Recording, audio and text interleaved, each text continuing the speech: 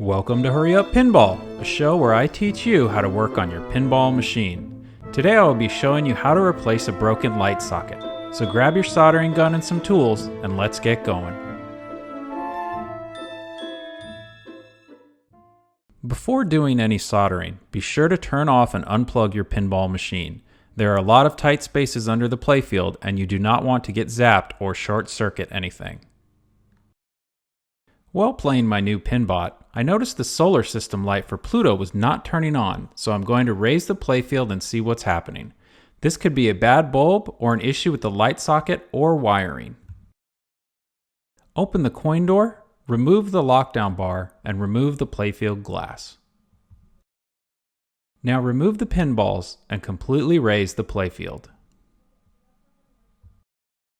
Using the top of the playfield as a reference, locate the non-working light on the bottom of the playfield. I noticed immediately there was electrical tape around two wires connected to the lamp circuit. Upon further inspection, I noticed the socket holder was still in place, but the lamp socket parts were not attached. After removing the electrical tape, I found the parts for the lamp socket. It appears the socket pin came loose and the terminal and socket base separated from the holder. Here you can see the individual parts of the broken lamp socket. This is a 3-terminal lamp socket. Take a picture of the broken socket so you know how the wires are connected. It is also important to note which terminal the diode stripe is facing. The diode allows electric current to flow in only one direction, so it must be installed correctly with the stripe on the proper side. For this light socket, the diode stripe is facing the middle terminal. Go ahead and remove the broken lamp socket mount and set the screw in your magnetic nut bowl.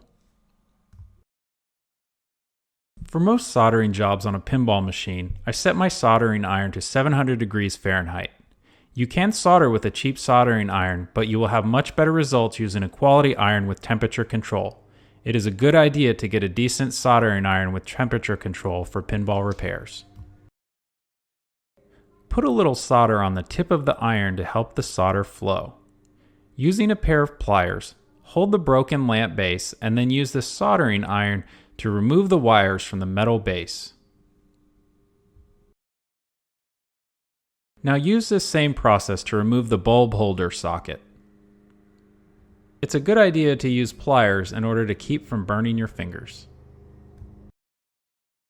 Here is a picture of the broken socket along with the new socket I will be installing. Make sure the new socket has the same number of terminals as the old one. The stripe on the diode is connected to the middle terminal and the non-stripe side is connected to the bottom terminal of the light socket. The stripe side of the diode will be soldered to the terminal on the left, which is the middle terminal.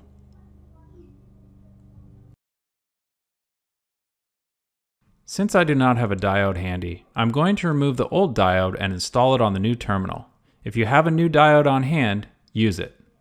While holding the lamp terminal with a pair of pliers, tin the soldering gun and remove the diode from the first terminal. Use this same process to remove the diode from the other terminal. Before we install the diode on the new lamp socket, we need to tin the contact points for the new socket. This will help the solder flow when reattaching the wires.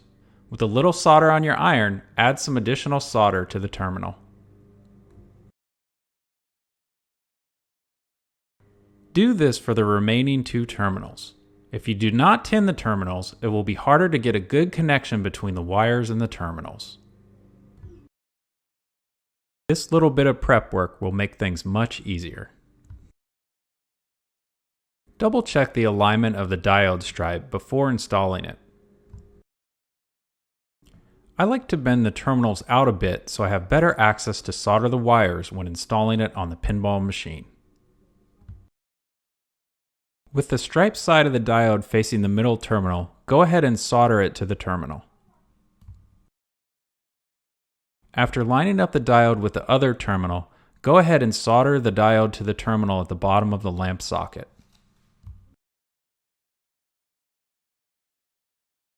Double check your solder work. If you need to, go back and add some additional solder to the terminals.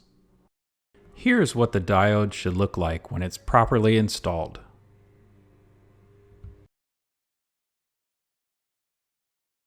Use some wire cutters to cut off the excess wire from the diode. While holding the lamp socket in one hand, solder the wires back to the proper terminals. For this socket, the orange and red wire is soldered to the middle terminal with the diode stripe facing it. Use the picture you took earlier as reference. It will take some practice to learn how to solder two wires to one terminal.